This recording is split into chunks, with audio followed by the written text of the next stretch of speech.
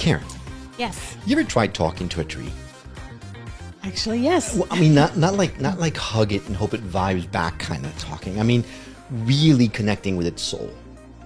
I don't think I've gotten that deep into it, but I have told them they're beautiful. Okay, that's a start. No, now, have you ever wondered what messages your loved ones on the other side are still trying to send to you?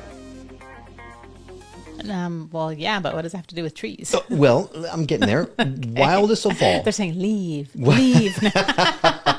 Wildest of all, have you ever wondered what Mother Earth herself might whisper if you really listened? Well, now I am. Guess what? What? Our guest today does that, all of that. She channels humans, animals, spirit guides, even the whole planet herself. That's exhausting. I mean, it sounds exhausting. Maybe it's not, but... Yep, especially when you know that Mother Earth is apparently taking calls, and Stephanie Banks, who's our guest, is the switchboard. Oh, wow. Yep, and if we're lucky, Stephanie might just even bring someone through live on the show today. Yay! I know. So get ready, because by the end of this episode, you just might start hearing voices all your own and realize they've been with you all along. My name is Will. And I'm Karen. And unlike Mulder and Scully, both want to believe. so we've embarked on a journey of discovery. We've talked to people deeply entrenched in the spiritual and metaphysical world. We've thrown ourselves into weird and wonderful experiences. I even joined a coven of witches. And wait, you joined a coven? Yep, all in the interest of finding something Anything. that will prove that there's something beyond this physical, Three-dimensional world we all live in. This is the Skeptic Metaphysicians. Hey there, I'm Will. And I'm Karen. Welcome to another soul-whispering, tree-talking, universe-unlocking episode of the Skeptic Metaphysicians. Our guest today is basically the United Nations of soul communication. Wow. See, she doesn't just chat with people. She channels animals, spirit guides, trees, even the entire planet. Yeah, Gaia apparently has her on speed dial. Now, her journey started when dementia made it impossible to talk with her mom the usual way, so she went soul to soul instead, and from there, well, she's been translating between realms ever since. But don't worry, she's not here to make things woo-woo complicated, because Stephanie has this uncanny ability to take the mystical, the cosmic, the quantum stuff and explain it like she's just giving you directions to the grocery store. Right? With more awe, though. So a lot more laughter, too. So buckle up, because today we're finding out what happens when your higher self, your dog, and Mother Earth all decide to leave you a voicemail at the same time. Welcome to the show, Stephanie Banks. How you doing today? That was the best intro ever. I'm great. I'm so happy to be here with you guys. What a great vibe we have started off with. Thank you for that. Oh, thanks for coming on the show. It's always a pleasure to have you. Boy, you are busy. Holy cow. Yeah. How do you fit all that in your head? And your schedule. Right. Well, I keep it out of my head, so that's key, right? It's a bad neighborhood up there sometimes, so that's no place for spirit. But I find that being heart connected is where it's at. That's how I'm able to receive communication, and we all are. By the way, this is not unique to me. We are all channels. We're all channeling all the time. And I just was never told that I couldn't channel Mother Earth, and I was never told that I couldn't channel trees, and I was never told that I couldn't channel anything I wanted to. So I do. And I teach other people how to do so. Well, that's cool. But in all fairness, I've never been told that stuff either, and I don't. So it's not an automatic. I'm just putting it out there. Dang it. Wouldn't that be But great? now that you know, you could if you wanted to. I wanted to. So I studied it. I learned it. I learned how to get out of my own way. And I think that's 90% of it. That is, I would say, yeah. See, that's always so interesting to me, because you, the general you, or okay, me, I feel like when someone has these incredible gifts of channeling, mediumship and whatnot, it's a gift that they're born with and that they know. But you're telling me you studied it and you learned how to do this? So anybody could do this. That's right. I could do this. Absolutely. There really is nothing unique to me that makes me better suited, except for the fact that I'm enormously curious about it and vastly open to it. So yeah, that's it. Wow. Okay, so I gotta know, what does Gaia, what does Mother Earth talk to you about? Like, hey, stop stepping so hard, or I need you to mow my lawn. Like, what do you talk to her about? A little trim. Okay, I'll give you some examples. Constantly, I'm getting communication from Gaia, but it's not just Gaia. I mean, there's no just Gaia, right? Because of the entire living planet, but all her beings, and we are among them. We're not separate. We're all, integrated. And so today, my communication with her was about a particular type of plant that for 10 years sat out on my patio, and I pretty much neglected it. I was raising 3 young kids and life was chaotic enough. I had a mother who had dementia. It was just too busy. And so this poor plant sat in this tiny pot and waited for someone to care for it. And that someone was not me. And then 10 years later, I sort of woke up and started to hear her communicating and saying, yo, hey, hi, over here. It's tight in here. I need some water. I need a bigger place to grow. And she'd literally not grown, I say she, but more than like 1.5 feet because there was no space. So I replanted this plant. This was when I was acknowledging my channeling gifts, put her outside my son's bedroom window. He is an enormous green thumb. He's connected to all things plant life. And she is now 7 feet tall. I know because I just went outside to talk to her right before I got on this show.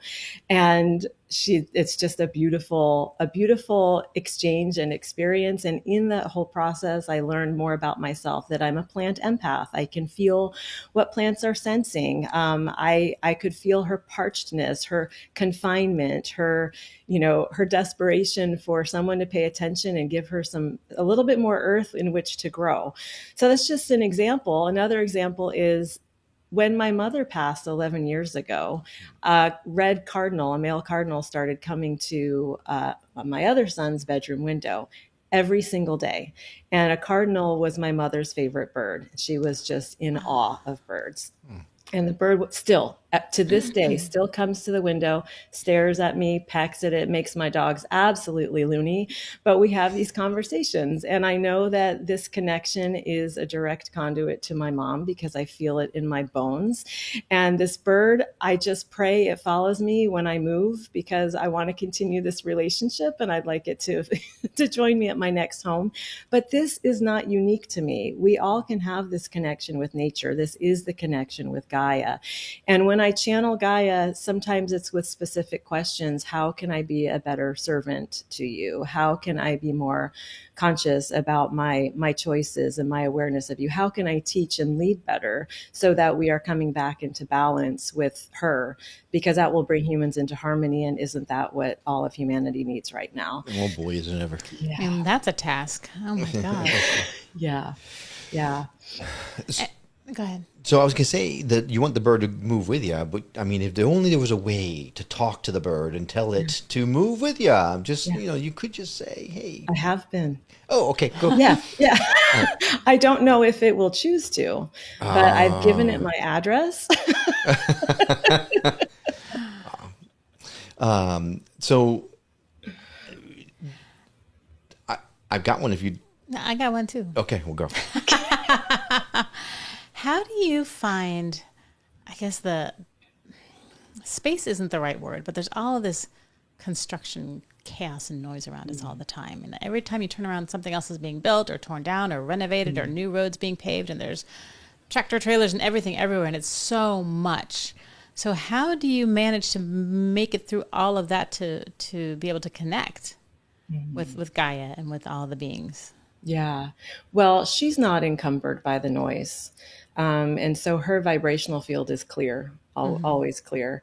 And my job is to match mine closely to hers. It's never perfect, but it's a process. And so I use meditation for that. And I use literally time outside. I have to be with her, among all of her precious beings, in receiving of their beautiful, delightful energy, so that what I'm carrying as a, sometimes tightly wound human who feels a lot of despair for the world and the direction that humanity seems to be taking in some ways, that can be released. And Mother Earth is really the best energy I know of to drain what doesn't serve us, literally by going out, and it's called earthing. You stand barefoot on the planet and on the soil, on the grass, on the sand, wherever you can get, and you just let this energy drain out of you, and you draw up this pure, positive, loving frequency. That is earth energy.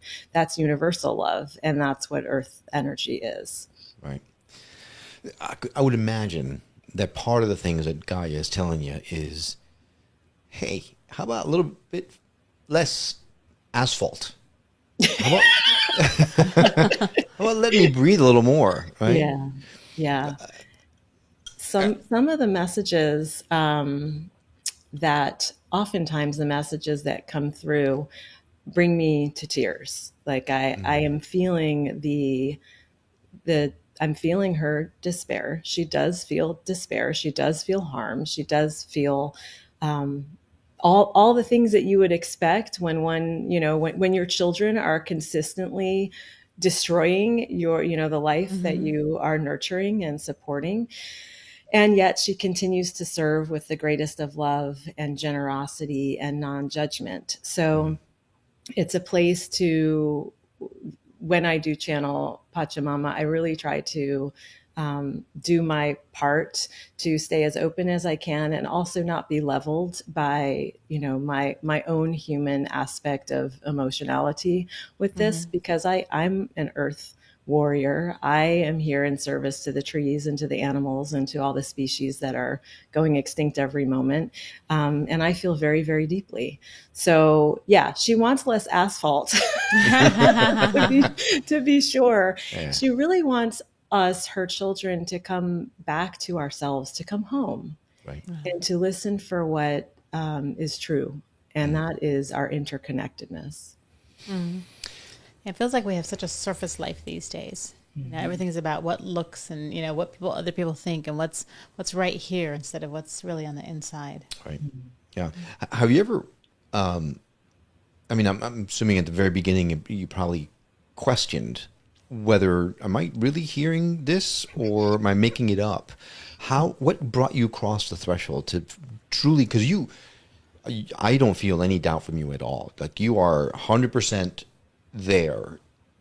How did you cross that line?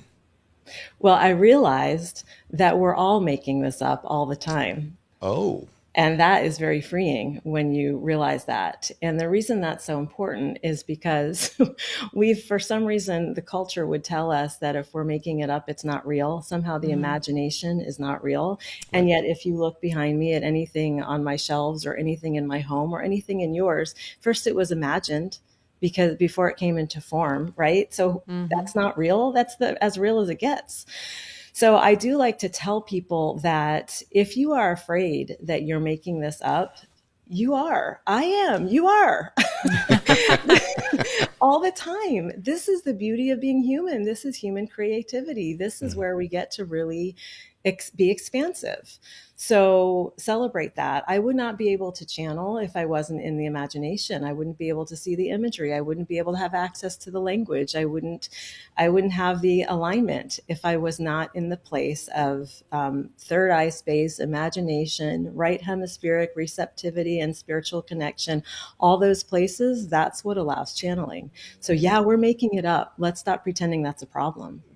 But can we use a different word than that? Because to me, making it up sounds like a fiction, but it doesn't feel like this is fiction. This feels like it is reality. So it sounds like you are saying that you need to give yourself the permission to allow your thoughts to come through, knowing that a part of them is you. Yeah, that works. We can say that. Okay, thank you. I need that to wrap my head around it. Sorry. I mean, you just made that up, so I'm going to go with it. Wow. Yep. Oh my gosh. So the first time you felt these messages from Gaia, what was that like? Like, what made you say, "Oh, this is something I got to pay attention to"? It's like it still is. To me, she always feels like a very familiar frequency of just love and acceptance. And then these days, there is urgency added into the mix, because I don't believe that Mother Earth just sits there with her fingers crossed, hoping that we're going to awaken. I believe she's doing her part to awaken us.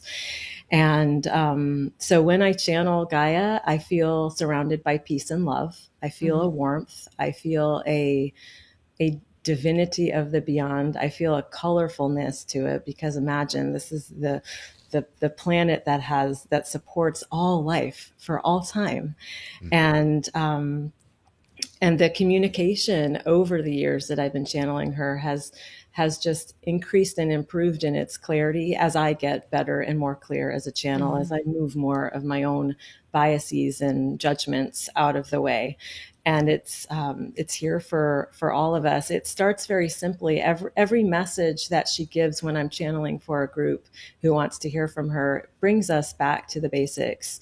She always says, notice the smallest of my beings. Notice the teeny tiny insects. Notice the worms. Notice the butterflies. Notice the things that you would normally not even be focused on at the ground level, because that brings you into wonder and amazement and awe of like, wow, how is that worm able to make those movements? Or when I don't know if you've ever tried touching a worm, but they totally freak out, right? They flop all over. I mean, I think I would freak out if something big thing came down and touched me. Yeah, like, exactly. And so that brings us into a state of awe, like, oh my gosh, wow, you're so full of life. You're so full of vitality. And what else are you doing here? And how am I a part of this? Wait, you're creating healthy food for me through your participation in this earth realm. So there's so much to be honored and engaged with and in awe of. And every time we do that, it's a form of channeling. Right. So this is a little off topic, but not really, because it just occurred to me. But a lot of the conversations we've had over the course of the last however many years of doing the show, the big thing has been, it's not just us moving into the 5D, but rather the entire planet is moving into the 5D as well. Any messages have they come through regarding that? Is she cool with it? Is she worried? Is she what is the big message from her about the new evolution that we're all going through? Yeah. Well, I never experienced like what I would call anxiety or worry from any channeled messages from her. I just experienced what you and I might call the reality of things, which this is what devastates my heart, because the reality is that life is being lost by choices that we make intentionally, which is even more upsetting to me. But I feel as though this advancement that you're talking about, this transcendence that we're talking about is, yes, it's a collective, and she's here with that and for that and embodying that as well.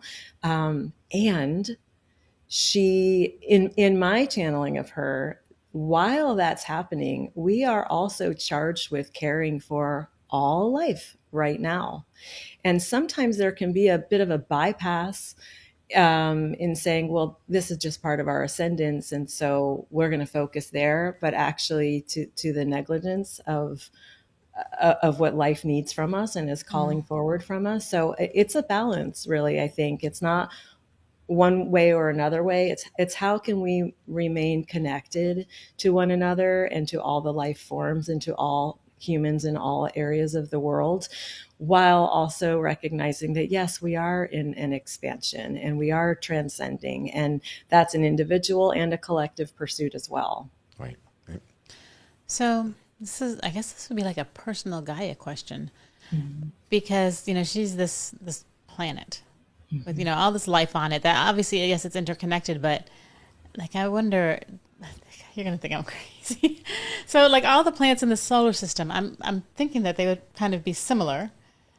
Like, do they communicate? Like, is she lonely? Well, I mean, is she just by herself, or can she talk to Venus? I don't think that's crazy. I think that's really interesting, because I mean, the only planet that we know of that has life on this life as we know it. Life as we know it, but vegetation, water, that kind of thing is Earth, is this planet. So, good question. Is she lonely?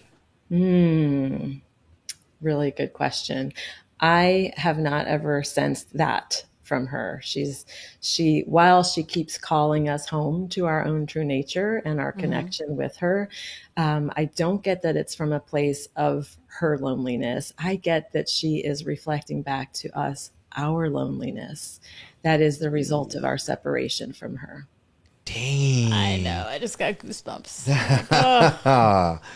Wow. Okay. Where to go from there? Holy smokes! That was profound. Yeah. And my answer would have been like, no, she's too busy. Like, hey, get off me. You know, 'cause we're She's got her kids crawling all over doing, her. yeah, exactly. I don't have time to be lonely. Now, we have been focusing this conversation on Gaia, but this is not the only entity that you channel. You do people also, right? You do all kinds of things. Is there any type of entity that you feel hasn't come through you? No, but there are plenty that I have no knowledge of, so I have a vast array of clients from all different spiritual backgrounds and beliefs. And sometimes I'll have a client that says, can you channel this entity? And I've never heard of it before, which is fine. I don't hear of most of what I'm channeling, and that's the beauty of it, right?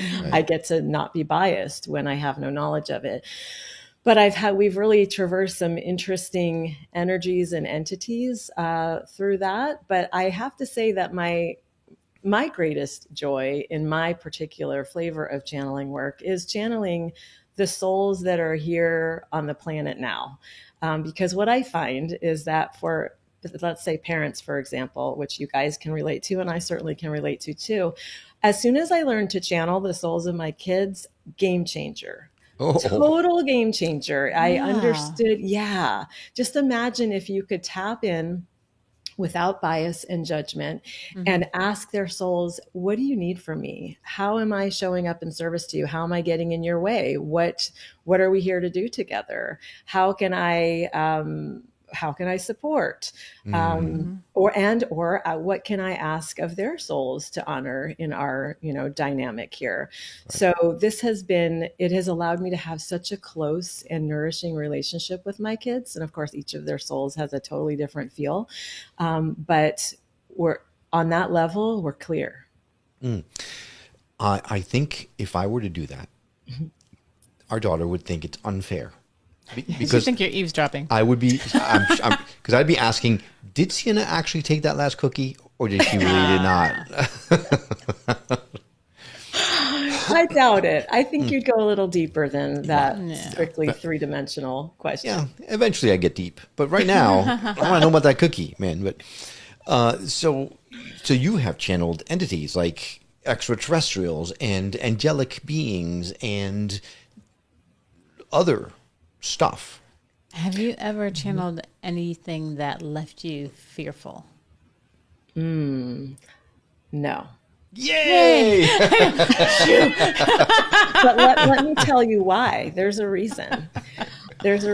Before I agreed to channel for what we would call the public, I made an agreement with my guides who were telling me it's time for you to stop studying this and start serving. I was just looking for another teacher. I didn't know that I was actually going to do this.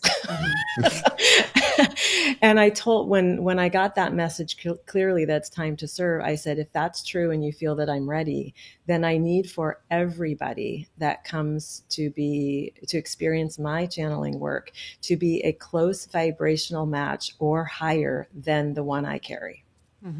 And that is how I'm able to not, to really, it's deflected. Anything that's dense or heavy or dark, first of all, that's what we create as humans. I do not believe that's any part of divine energy. And so it's kept me clear. My guides promised they would do that. I said, please be my gatekeepers. They have never let me down. Now, a couple of times I've channeled for people and I have left those sessions feeling awful. Just the whole thing was just a poor match. But guess what? My guides told me ahead of time, don't take this client. And I didn't listen. You ignored it. I ignored it. I don't ignore it anymore. Right. So I'm afraid what she's going to say when we ask her to channel on the show. Yeah, Stephanie, just ignore it. Just ignore it, whatever you get. Oh my goodness. So are there any strong messages that you have been getting again and again recently? I know that you channel for clients, for people that reach out to you, things like that. So, but I assume that you do it on your own as well.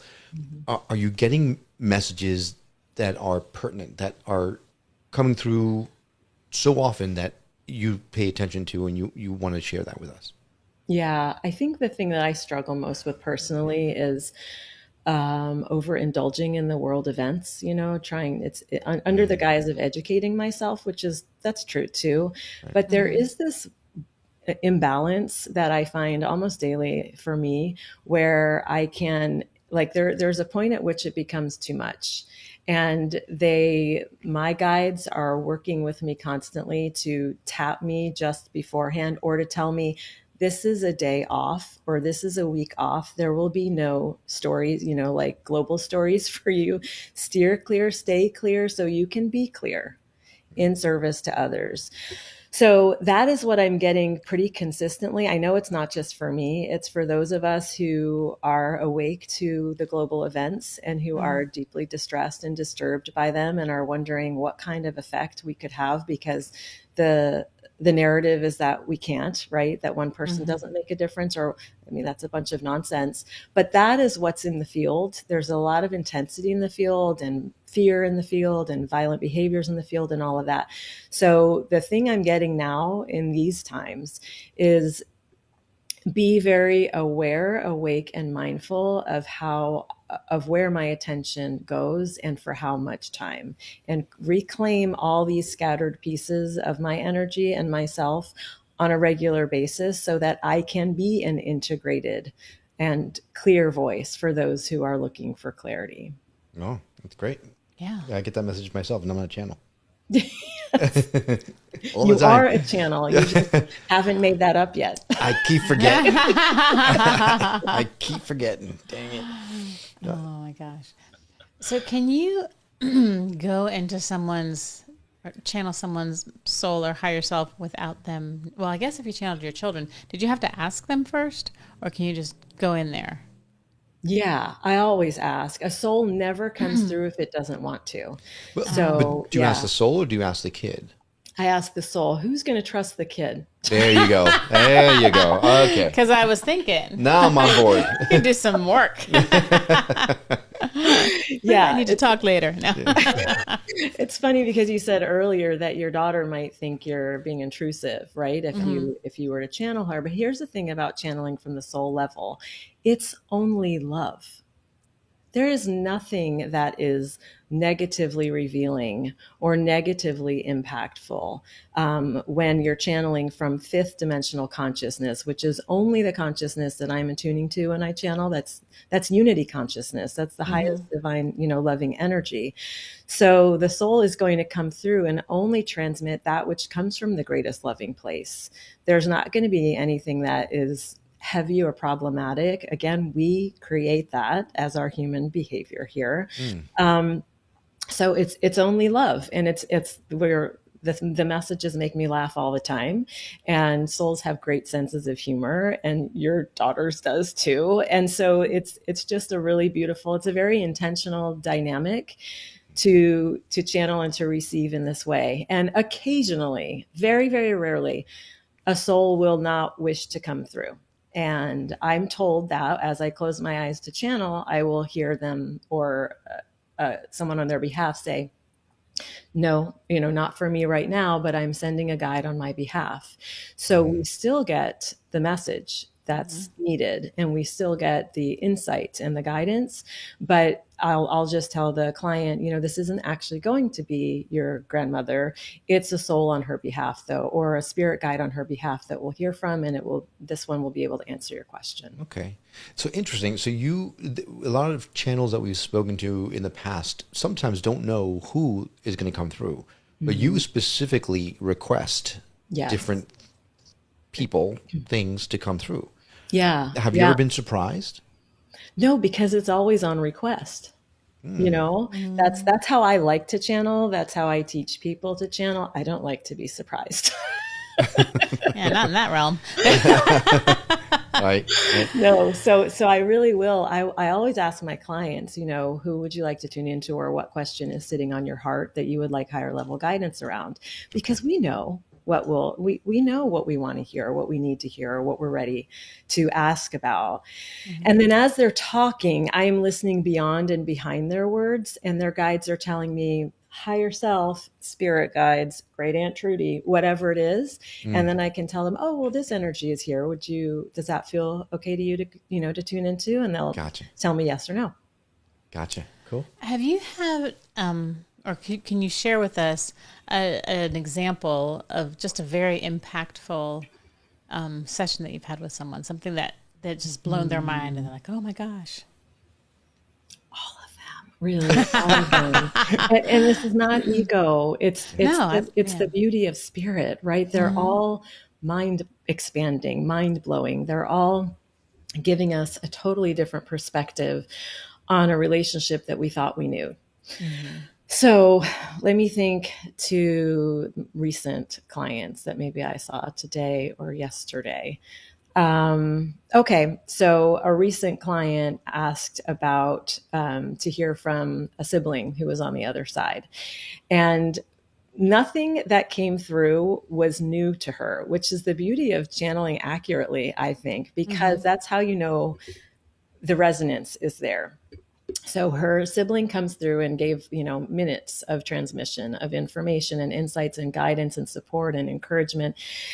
And then when we process it afterwards, she's like, oh my gosh, that was him. He's told me that actually. He told me that when he was living. He told me, like, those were the words he used, etc.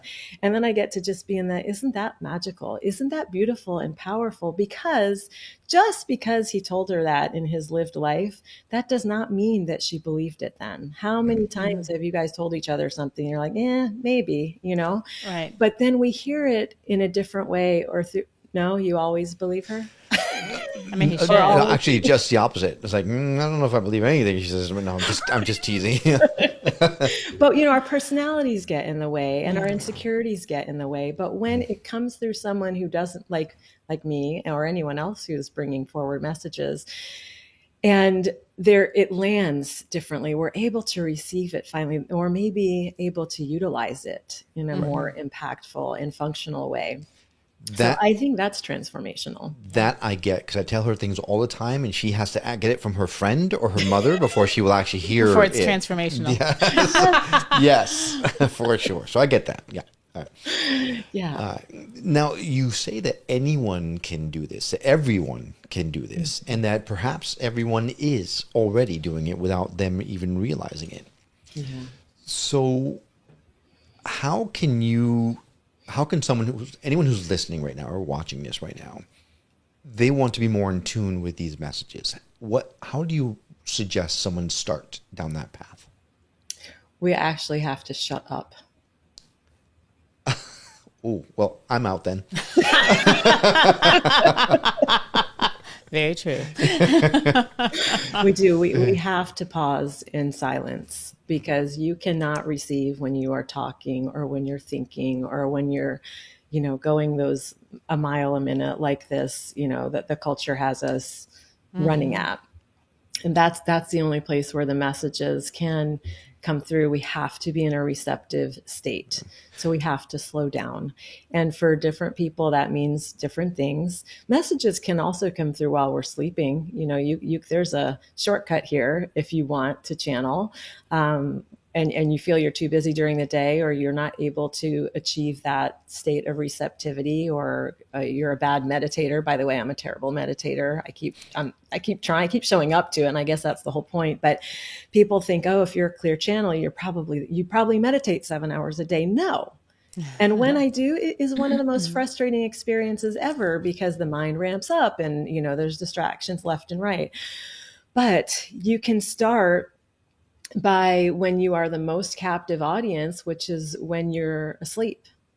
And your ancestors can reach you so beautifully and easily then. You might not remember it. That doesn't mean it didn't happen. Lots of people don't remember their dreams. That doesn't mean they're not dreaming. But you can start a practice where you keep some pen and paper by your bedside and you do a ritual before you go to sleep just to clear yourself and release anything, any energy that's attached itself to you during the day that's not for you.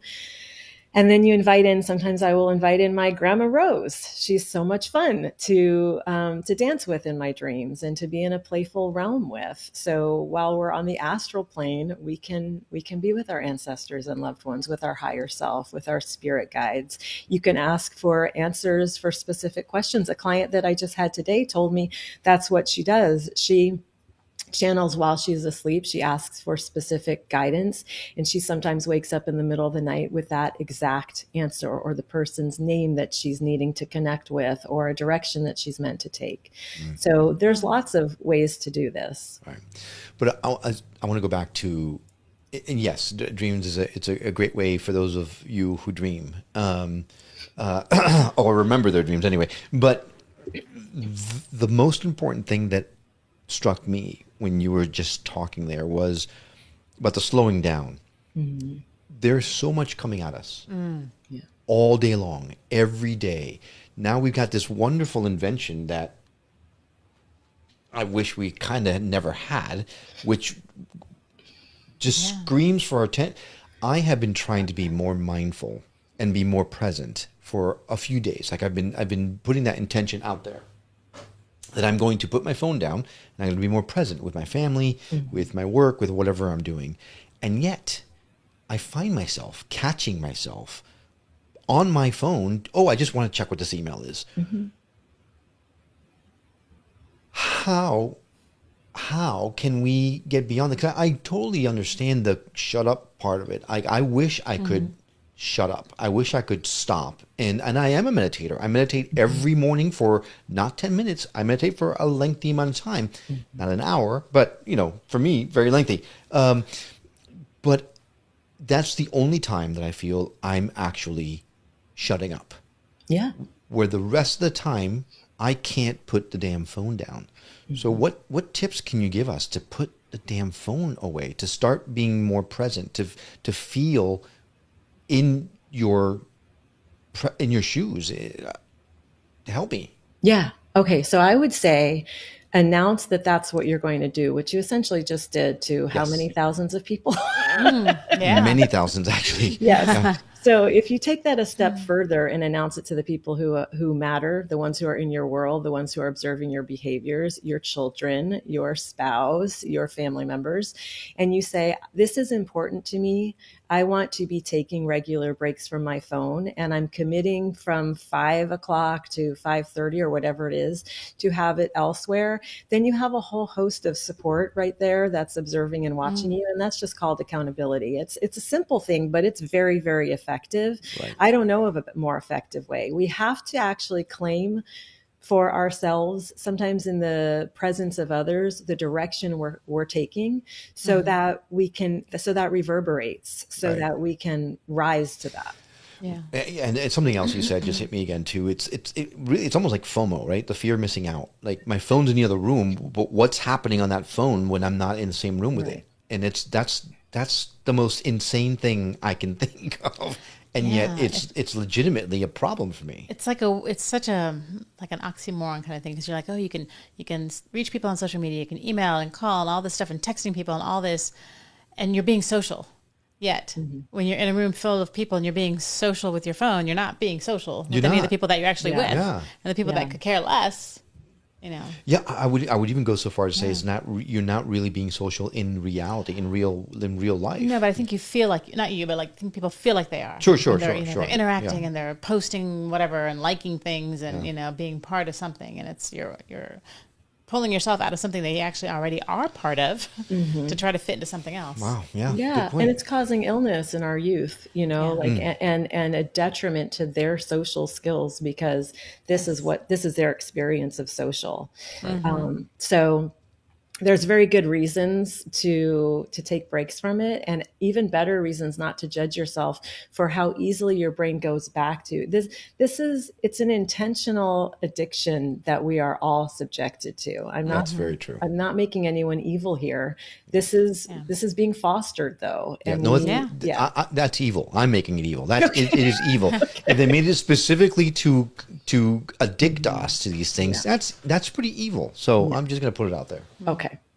You made that up, and I'm going with it. Yeah. Well, to your point earlier, it's man who creates these evil. Yes. It's not divine. It is greed. It is us. It is our base animal instinct that makes these things happen, and that's unfortunately taking over right now. And we need to find a way back into the divine. So.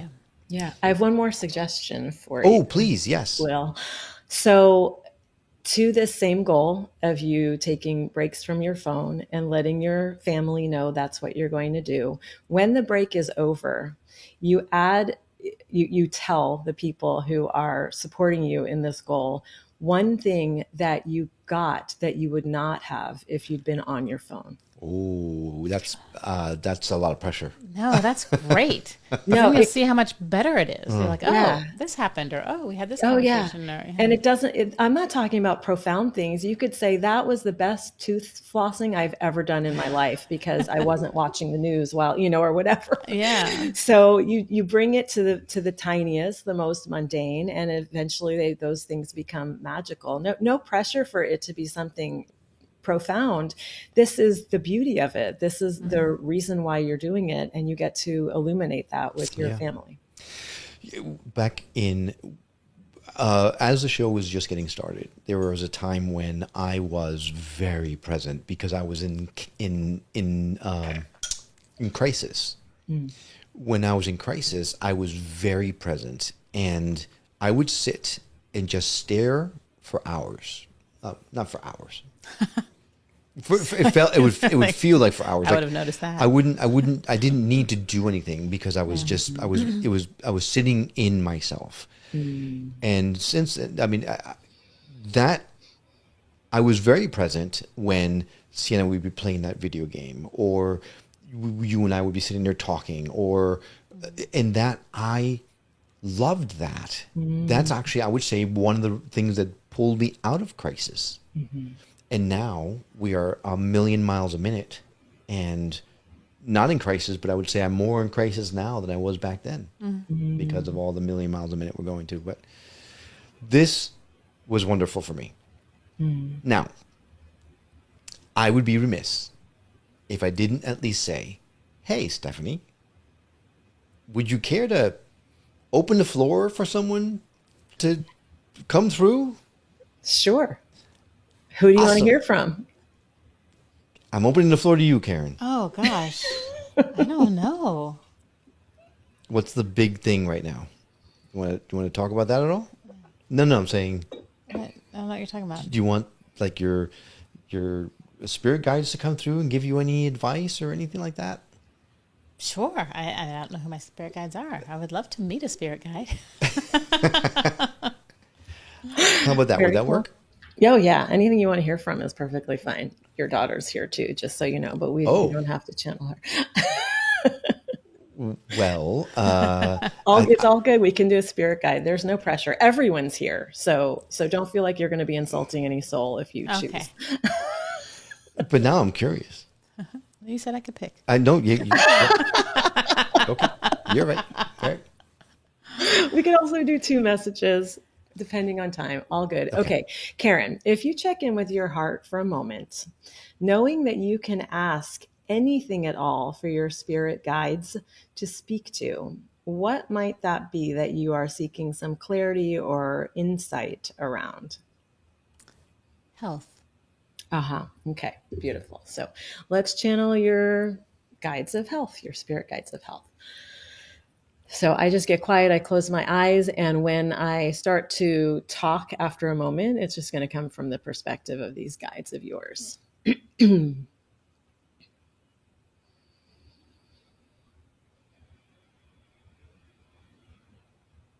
Well, that's just it, isn't it? It's everything. It's everything. Health is everything. Ask anyone. And you know this because you have chosen this particular lifetime, this particular body, this exact heart. You picked it from among many. Your set of lungs, that as well. The musculoskeletal system that you enjoy in its strength and in its flexibility and in its and in its ability to carry yourself around so easily. Yes, carefully chosen, mindfully chosen. So this is where it all begins. Do you have an understanding, dearest one, of how very much goes on the inside at the intricate levels? Of course, the answer would be not so much, because if you did, well, maybe you would have attended medical school. If you did, well, maybe you would have studied anatomy, physiology ad nauseum. If you did, well, then you would be spouting off information about exactly that. But that's not the purpose to you experiencing this particular lifetime in this particular body with these particular organs. What you have chosen here is to experience health, and then a slight sidestep to health, and then a step back into perfect health, and then a slight sidestep. And nothing here is really meant to be colossally problematic. So let yourself ease into relaxation here. Let your body and your shoulders really, really rest in the fact that you've got this. Your body has got this. Its wisdom is beyond all wisdom. You made sure of this prior to taking birth in this lifetime. And we are here to support you through the obvious ways, through the ways of the physical needs, through the ways of the hydration, the ways of nourishment, the ways of movement, of exercise, of important and meaningful relationships. For all of these are nourishing points for the body to bring itself back into balance, back into perfect health. So the question you are really asking here is how to maintain the highest level of health so that you may be a mentor for such things. You may be a model for such things. And since it is not your style to go off spouting about, well, one should do this or that because look at me, I am doing this or that. No, your style is more quiet. It's more subtle. You do the thing, you reap the benefit, and then you allow for that to be seen and felt and perceived by others who are around you. And then they ripple that out to their circles and so forth and so on. And so that's what this is all about. And if you want a list, and we know you do, here it is. Here is your list for how you can be more in sync with all of the inner workings of the magnificent, miraculous body. Number one, look at your nail beds, your cuticles, your fingernails, your toenails for that matter. Spend some good time looking at them. No, you're not supposed to find problem with it. There are no problems with it. You're just supposed to notice. Did you see them grow? Have you been watching that closely? Would that not be a miracle to you? How this tissue is moving out beyond the tips of your fingers to protect them from harm. So this is it. This is at the subtle level. So we direct you to do that now and then. And as you are marveling at your fingernails and your toenails and your nail beds, why not invite another to marvel at them as well? This could be a wonderful point of conversation and something that brings about a delightful laughter. How silly, they will say. How silly for her to be so focused on something so insignificant. And yet it's not insignificant at all. Number two. So now we want to bring you into the hair follicles. We want you to take notice of the miracle of growing hair. And while you might lament how it grows out, or the shape it takes, or the color it takes, or whatever it is that you might lament, stop and notice how does that feel? Is that a waste of time? Is that something worth your effort to focus in that way? Or is it yet another miracle that there is growth and there is health there, and it is happening all around your scalp? And while you're at it, how about a nice, good, beautiful, delicious scalp massage? How will that bring you back into the body, into health, into total wellness and well-being? And number three, well, we should say that for most humans, yourself included, there are joint areas that tend towards crackly, that tend towards inflammatory, that tend towards becoming or feeling as though they are becoming problematic. This is nothing for you to worry about, but it is something for you to attend to. For did you know that you have the ability to send fluids to your joints? Yes, yes, you do. Did you know that you have the ability through your hands to massage, what is that? I guess just more fluids into the spaces that require in order for you to move about more easily, more healthfully on this planet? Yes, yes, you do. And so hands on, sister, hands on. This time is all about claiming the health that you already have, that you already know is yours to have. And when you take a sidestep, it's nothing that is meant to throw a wrench in anything. It is for you to awaken into the miracle of you. Wow. Did you breathe it all through that? I might take a sip of water. Oh my goodness. Well, we got a lot to talk about. We after sure that. do. Yeah. I want a scalp massage. Yes.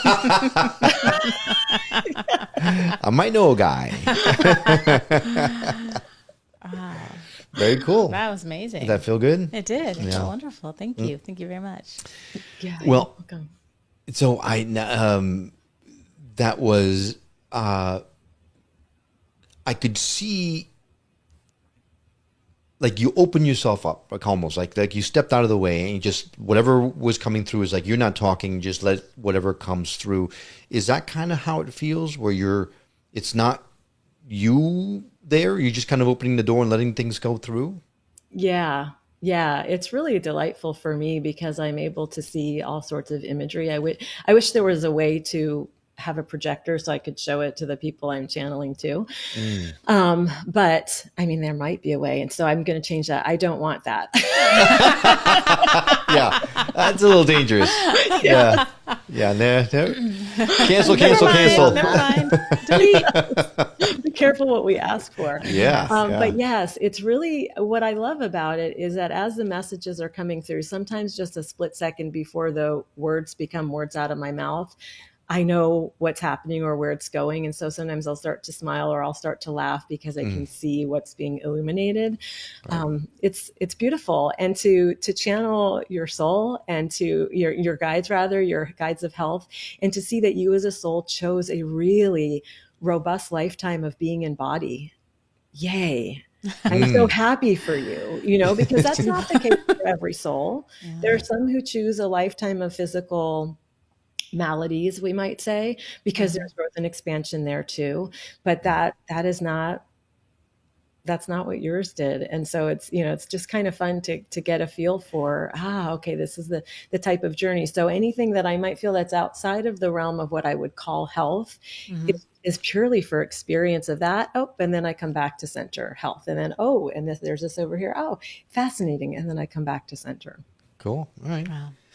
So, in the interest of time, real quickly, you said her daughter was there. So can you just ask her if she took the cookie? I just need to know. Let's tune into her. There was no cookie. Knowing full well she's not going to talk. Well, who knows what she'll talk about. But let's see. Okay. I knew it. You would not be able to resist this. As soon as I dangled the carrot, I knew you'd come following and running because that's who you are, Dad. That's who you are. And thank you. That's what I want to say, honestly. And from the bottom of my everythingness, I want to say thank you. Thank you for following my lead because you do. Thank you for giving me more and more space because you will.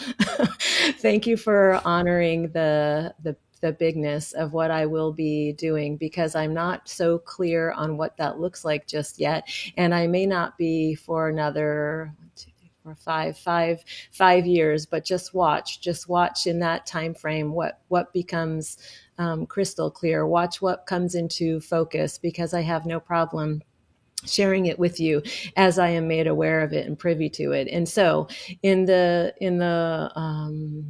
vein of your perceived time limitations, I will say the following. Number one, you're doing a great job. And yes, there's plenty of room for improvement. Oh, damn, Sienna. Number 2, I'm not the one who you need to be concerned about eating the cookies. That's you. Yeah, that's fair. Number 3, I would like to have a special planned outing that involves climbing trees with you soon. Thank you. Number 4. I want to know when you feel that you are at your best, your brightest, your greatest, because I'll be honest, sometimes I think you are downplaying it. And I might say that's humble. And I suppose there's some benefit to being humble, but I'm not that interested in humble. I want to know where you are great. I already know. I want to know what you know about it. And finally, number 5. I want to say you have chosen the absolute perfect partner of all time. Oh, chills on that. Yeah, I knew that.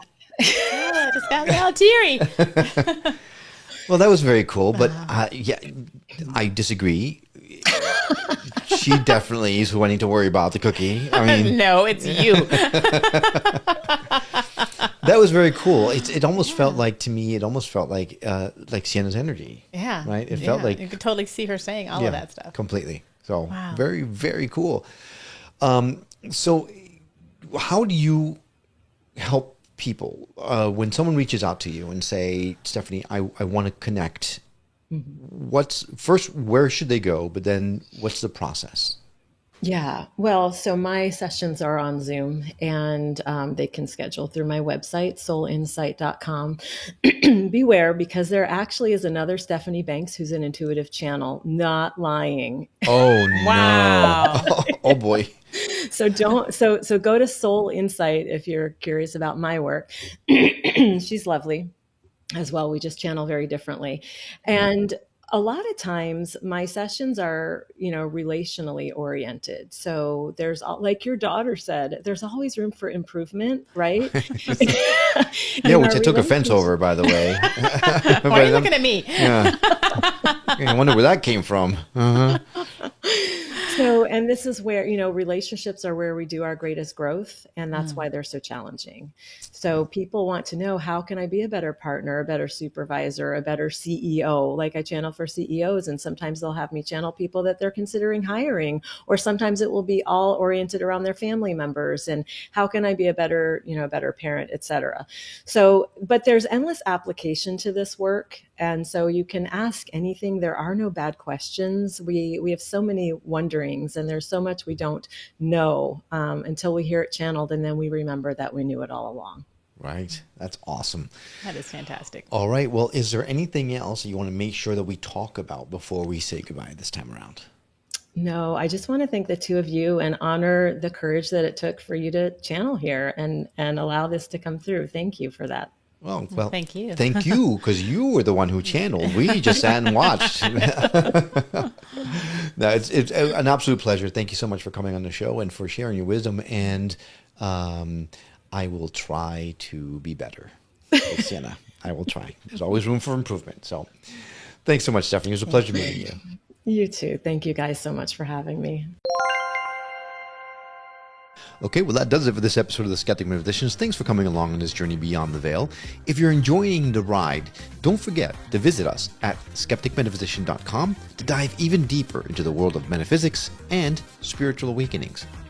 Follow us also on your favorite social media platforms. We're always sharing mind-expanding content and behind-the-scenes fun. And if you're craving connection with like-minded seekers, join our community. The link is on the show notes. And hey, if you're feeling the vibes, help others find us by leaving a review on Apple Podcasts. It makes a huge difference, and we would be so grateful. Until next time, keep questioning, keep seeking, but most of all, keep your mind open.